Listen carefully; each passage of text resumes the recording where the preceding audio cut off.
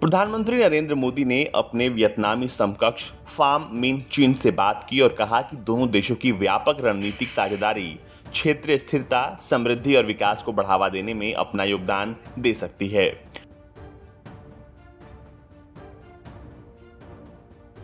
PM Modi ने Vietnam के पूर्व सुरक्षा अधिकारी और वहां की कम्युनिस्ट पार्टी के नेता चिन को प्रधानमंत्री बनने पर बधाई भी दी और विश्वास जताया कि उनके कुशल निर्देशन में दोनों देशों के बीच व्यापक सामरिक साझेदारी और भी मजबूत होगी।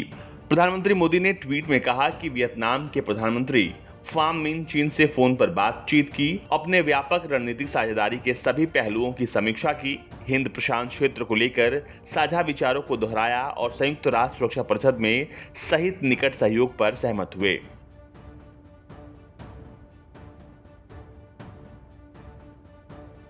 इससे पहले प्रधानमंत्री कार्यालय की ओर से भी जारी एक बयान में कहा गया कि दोनों नेताओं के बीच फोन पर बातचीत हुई और इस दौरान द्विपक्षीय संबंधों की प्रगति की समीक्षा की गई। साथ ही सहयोग के विभिन्न मुद्दों पर विचारों का आदान प्रदान भी हुआ।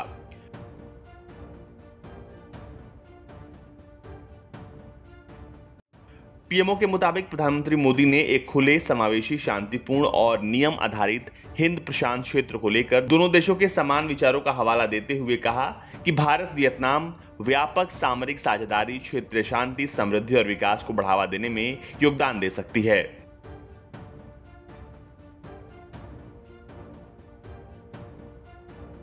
इस संदर्भ में प्रधानमंत्री मोदी ने यह जिक्र भी किया कि भारत और वियतनाम संयुक्त राष्ट्र सुरक्षा परिषद के सदस्य भी हैं। बातचीत के दौरान प्रधानमंत्री मोदी ने भारत में कोविड-19 की दूसरी लहर के समय वियतनाम की ओर से की गई सहायता के लिए भी धन्यवाद किया। साथ ही दोनों नेताओं ने कहा कि इस महामारी का मुकाबला करने के लिए विचार विमर्श और एक दूसरे का सहयोग करना जारी रखेंगे।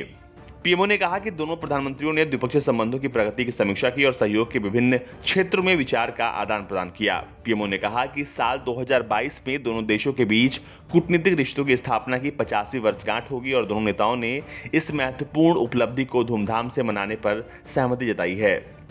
प्रधानमंत्री मोदी ने अपने वियतनामी समकक्ष को भारत आने का निमंत्रण भी दिया है।